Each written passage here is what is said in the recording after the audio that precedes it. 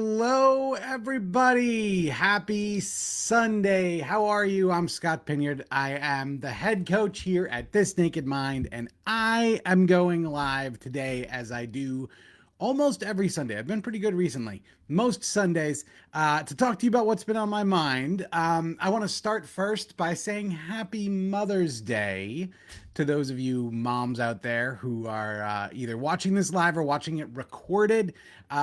We appreciate you. This is your day. I hope it was fantastic. And Mother's Day, actually, and like Mother's Day gatherings and such, is something that actually got me thinking about this topic today. And it's something that I get so many questions on, that I wanted to, I wanted to talk about it. And that's this: alcohol-free beverages. We get so many questions from people about, should I drink alcohol-free wine? Should I not drink alcohol-free beer? What should I do? How does this work? And I get it. And I got to say, for me, it was super confusing too. So I want to talk to you about that, what my journey was, what we typically see that helps people. So, hey Blaze, how are you? How are you? Welcome, welcome. Before I dive into that, though, I would like to take a second and talk to you about something called the Alcohol Experiment. So, the Alcohol Experiment is a free program. It's absolutely free, that gives you the opportunity to take 30 days away from alcohol. So, this is 30 days with no drinking, and we give you a ton of content to look at, all types of videos about how alcohol affects us physically and mentally. Hey, Kim, how are you? Good to see you. How it affects our emotions, how it affects our thoughts. And it's an opportunity for you to take 30 days away from alcohol and see what life is like. The whole idea behind this is that we're going to do it as an experiment. Maybe life isn't better if you don't drink. Maybe life's great if you don't drink. Who knows? So the idea behind the experiment is that we treat this like science, and we say, let's see what happens. Let's make alcohol a variable and just see what changes for us. And so you can find that program. Again, it's 100% free. It's at alcoholexperiment.com. I just posted the link. There it is. I just posted the link in the comments, and so we'd love to have you there. Again, totally free. We want you to experience this and tell us what you think. So all right, let's talk alcohol-free beverages. Oop, a few people said hi to me. Hey Liz, how are you? Joe, hello. Blaze, oh, I love this: I've managed to finally give up alcohol for good, and I'm loving the new me. That makes me very excited. I really love that. So all right, let me dive in a little bit. And first, let me define what I'm talking about. So, a lot of people will say, they'll go through this process and they'll go through maybe either something like the alcohol experiment, like I was talking about, or they decide, hey, I want to quit forever. And they're in a longer program of ours, like The Path.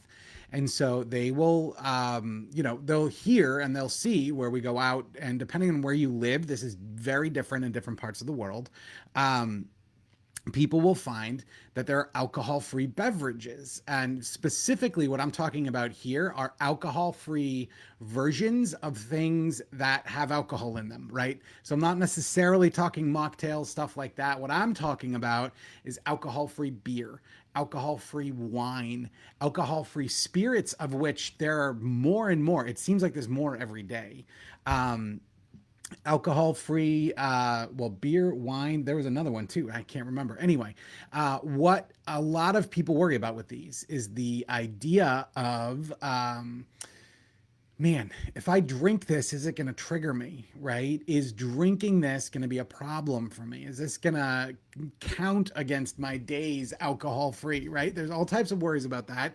There's also this idea that, if I drink this alcohol-free alternative, am I actually changing, right? Are things actually shifting for me? And so those are the worries that I typically hear from people, and those are the things I want to address with you. I want to say hi to a few more people, and then I want to encourage you to please, as always, send me questions. It can be about alcohol-free beverages. It can be about anything. I'm here for another 20 minutes or so to answer questions. So please send them on over. Hello, Kate in Wisconsin, and Liz in Portugal. Liz, that's very cool.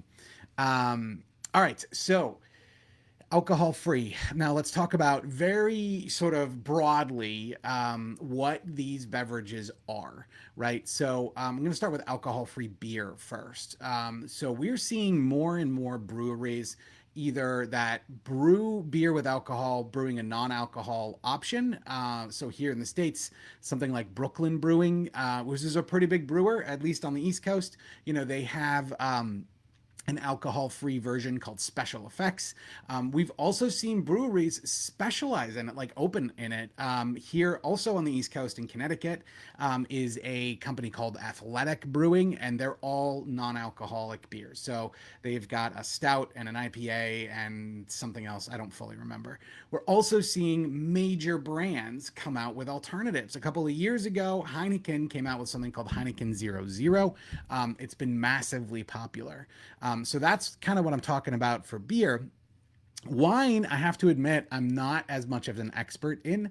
A lot of people will talk about alcohol-free versions of wine that they'll try. And I don't actually. There's Free FRE was a brand name that I've heard, and then there's alcohol-free spirits. Seedlip is super popular. There's also there's a brand called Ritual that has like an alcohol-free whiskey, alcohol-free gin, and all of this. So here's what people think, and when this question comes up all the time, is this idea of what should I do, right? I'm out at dinner and there's an opportunity to order an alcohol-free beer. I'm out at dinner and there's an opportunity to get an alcohol-free bourbon. Like, what the hell does that even mean? So I want to talk to you about those specifics, but what I want to do first is kind of tell you my own story with the whole thing, to maybe put some perspective on all of this. So when I initially quit drinking, I found that the idea, like the taste of beer, was something that for me, I didn't want to experience without the alcohol. And as time went on, I got to tell you, I started really not liking sort of the idea of the taste of beer. So for me, it was very clearly just not something that I wanted to have in my life. I felt like it could potentially be a trigger. I felt like I didn't really know, like what is this whole experience going to be like? I've tried sips of non-alcoholic beer here and there, but it was just something I wasn't interested in. So I actually went almost 5 years, right? Geez, 4 years, something like that. It was a long time without ever having a non-alcoholic version of a beer. Beer was a big thing for me. However, what I did find, and this was a very interesting part of it, was that there were echoes of my drinking career that were triggers for me. And so I remember very specifically, I had been at work, it had been a long day, and I stopped at the grocery store on the way home and I got Virgil's root beer. If you guys have ever had Virgil's root beer, it's amazing. So I had Virgil's root beer and I grabbed it and I came home and I came in the door and I popped the top off of it and I'm standing there and I'm drinking it, talking to my family, and I'm feeling weird, right? I don't know why. Like, I just noticed that I'm like feeling kind of anxious and just kind of, I don't know, shifty, right? Like uncomfortable. And I look down at this root beer bottle that I'm holding, and I'm holding it exactly how I used to hold a beer bottle. I used to hold a beer bottle in a very specific way. Hey, Joanna, how are you? I used to hold a beer bottle in a very specific way, and I recognized that, like, I was triggering that sense memory by holding that root beer bottle in the same way, right? And it was through that experience where I'm like, you know what? I want to find new and other experiences. I want to find different things. I don't like, I started drinking. Here's a mason jar. I started drinking out of mason jars, which is kind of a silly thing, but like we have a bunch of them. That was something I never did while I was drinking. I started to create these new memories. And so I decided not to focus on the alcohol free part. The reason I'm telling you this is a lot of people will have told me that they've experienced the same thing. Like, hey, Scott, I was drinking this alcohol-free wine and it was in a wine glass and I really didn't feel good. But the other day I was at a friend's house and she gave me some in a coffee mug and I felt fine. So my first tip in deciding whether or not this is going to be for you is really to think through, is the smell, is the taste a massive trigger for you? In my case, I knew it would be. In my case, I knew, it wasn't something that I wanted to mess with. Now, that's my perspective, what I've heard from other people for whom it's been very helpful, has been very different, right? I've heard people talk about the idea of, not feeling left out, being able to go to a party, being able to go to a wedding or whatever it might be, and hold a bottle. And that to them felt good. So, the very first thing that I always recommend when people ask me about this is really to get super honest with yourself and say, what makes me feel the most comfortable here? For some people, this was where I was. The idea of an alternative beer or something like that, or Ritual, which is an alcohol-free Scotch. I'll talk about that in a little bit. The idea of that was really, it was like that was the version of me I was leaving behind. For other people, it's very comforting. So first, be honest with yourself. Is this something that's going to help me, or is it going to harm me? Second piece of advice, and this is again based on working with people that I've seen, is when this question comes up around, okay, there's a little bit of alcohol in here. Now, that's going to vary, and some are truly like 0%. There are some that are like 0.05% alcohol. And so there's some worry. And I've had people approach me before and be like, hey, I really want to try this, but like I'm really concerned that this 0.05% is going to be something that's going to throw me off, or it's not going to count as a sober day. Here's the reality: that low amount of alcohol is not something that is going to massively throw you off track. It's just not, especially if you've been drinking for a while. However, there are stories, and we've heard them before. I have never met anyone personally who did this, but I have talked to people who said they know people that did. There have been stories of people, buying like 4 or 5 6 packs of alcohol-free beer that has 0.05% and just drinking the whole thing. Again, this is another moment for being super honest with ourselves and say, hey, I'm feeling this and I don't really like it. Or I'm drinking this and I'm drinking a ton of them and I'm expecting something out of it that I'm not getting. Maybe this isn't working.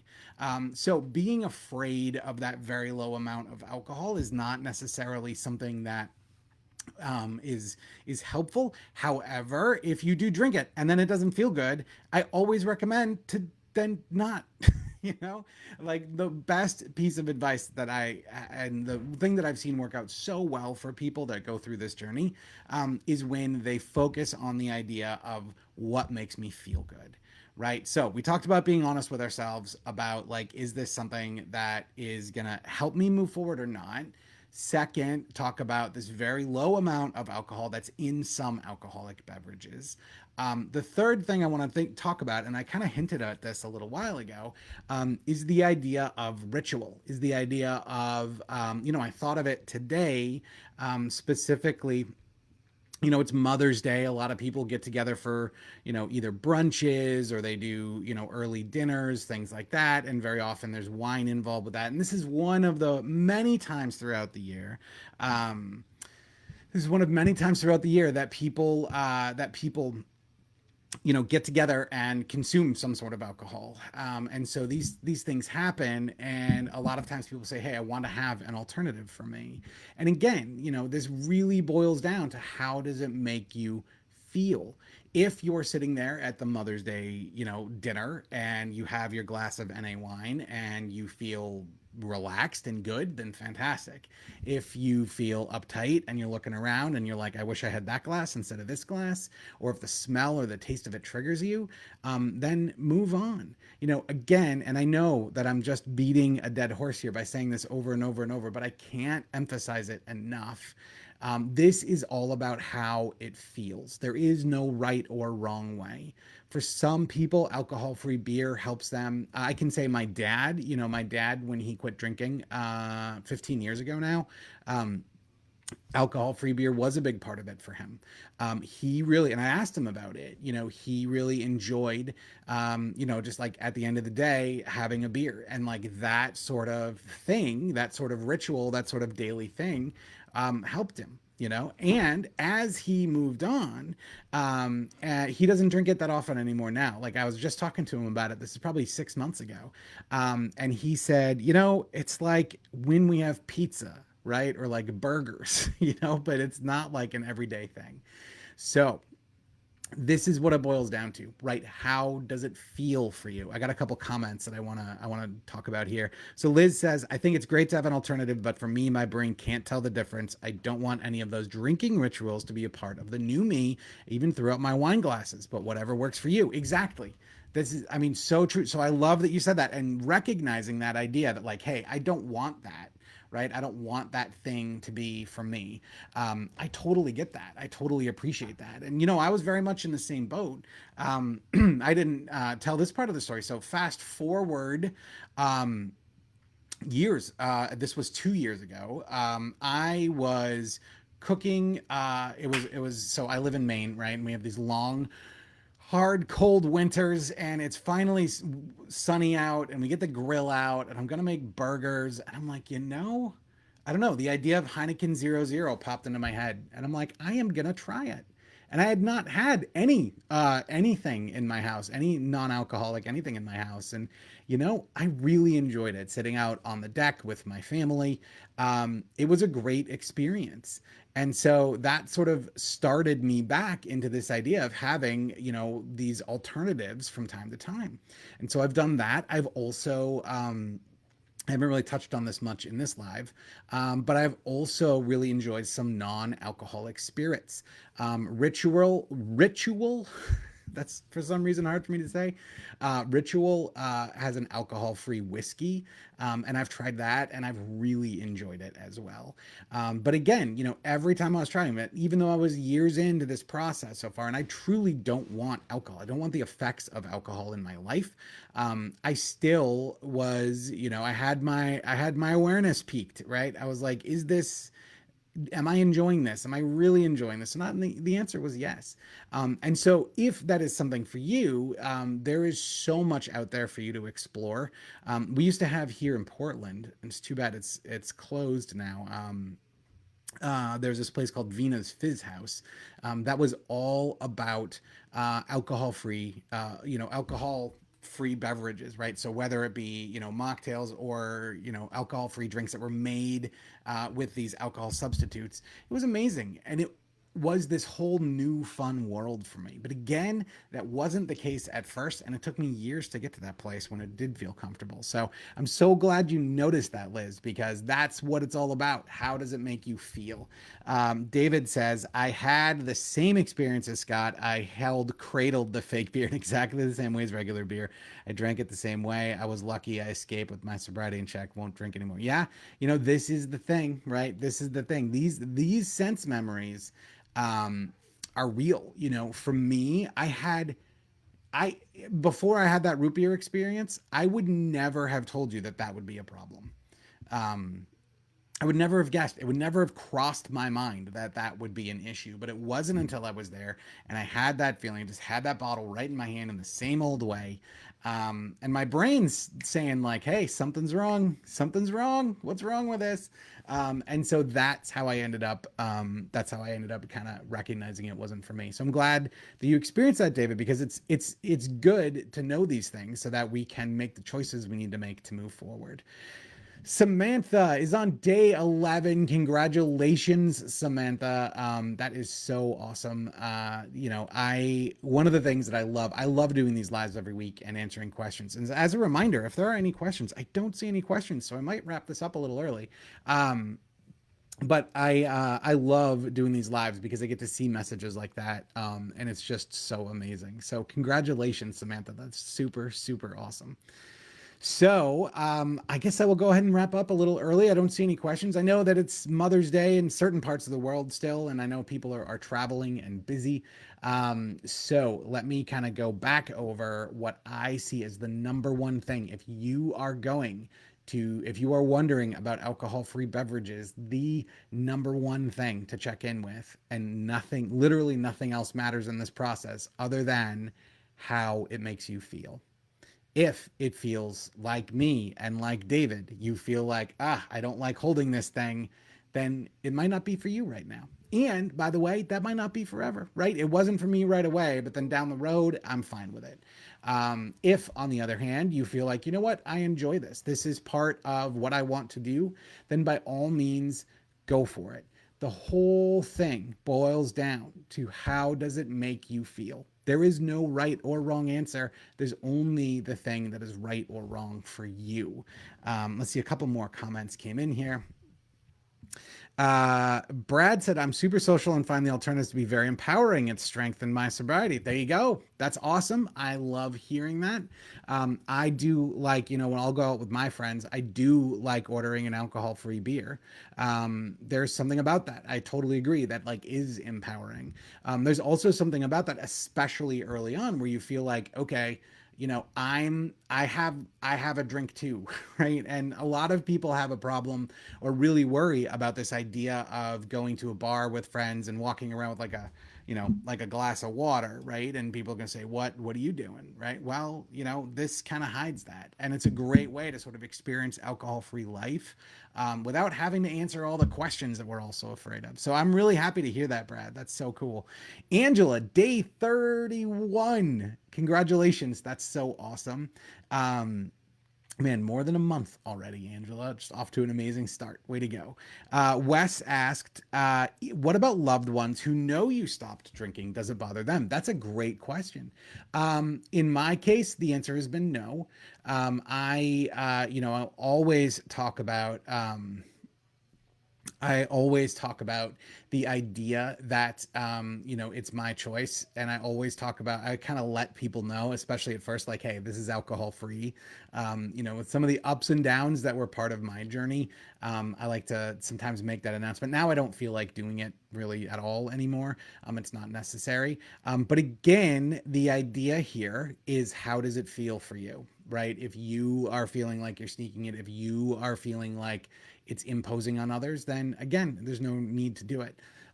I have yet to hear of a loved one, at least in the programs and the people that I've worked with, where a loved one is like really against the idea. Almost always, it's a very, very positive response.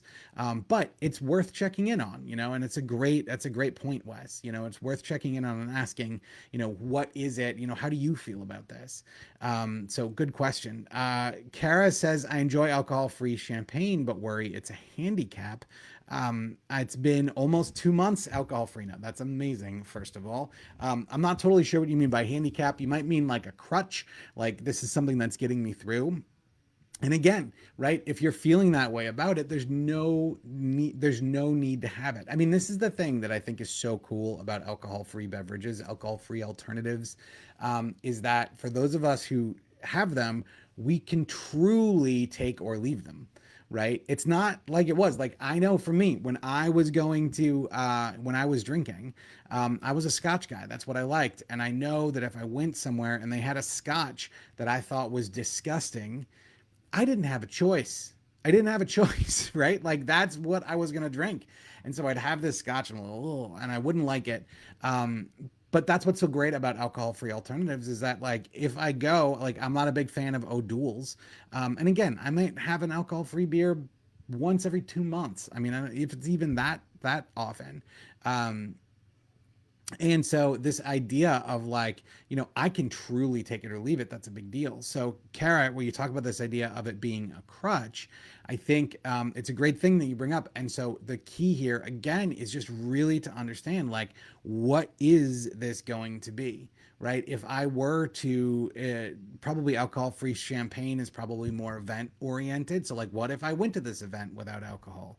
Well, the fact is, you've already proven to yourself over and over and over these last 2 months, that you can do these things without alcohol. So taking that last step, taking that next step, just to see whether or not it really is a crutch, or it's something that's making you feel better or not, seems like would be a good idea for you at this point. And again, like, just like we do with regular alcohol, this idea of, like, hey, I'm gonna go a week, or if you don't drink it every day, like, I'm going to go to 3 or 4 or 5 events or whatever it might be without drinking alcohol-free champagne, and I'm going to see what it's like. That's all you got to do. And the reality of the situation is that alcohol-free champagne, that's not keeping you connected, right? That doesn't keep you on the AUD spectrum. The fact is, it's been almost 2 months, and that's amazing, right? So if you're feeling like it's a crutch, do the experiment.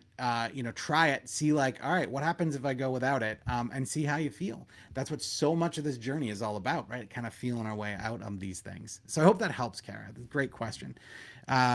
Samantha said, I'm starting tomorrow on a break. I've tried a few times, but keep going back. I wish I could stick at it. Just started reading the book for the third time. Awesome, Samantha. So good, right? This is what this is all about. This idea of, hey, our journeys are not a straight line. There are setbacks. There are roadblocks.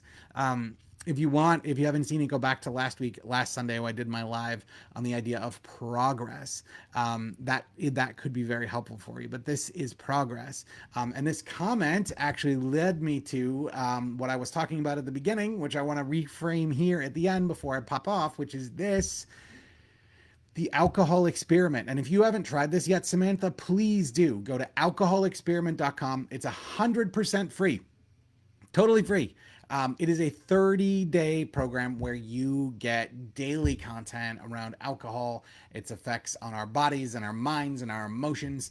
And it's all geared toward this idea of saying, hey, we're going to take 30 days away from alcohol and see what's different for us. It's not preachy. We're not going to say, all right, now never drink again. That's not how we roll. What we're going to do is we're going to give you the science and information. You're going to have real life data from your time without alcohol. And then at the end of the 30 days, you make a decision. So that might be something that could really, really help you, Samantha. Again, it's alcoholexperiment.com. I've pinned the link in the comments. It's also in the description of the video.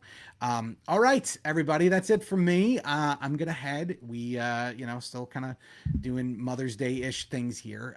So I'm going to take off. Thank you for hanging out with me tonight. Well, it's night for me. I know it's not night for all of you.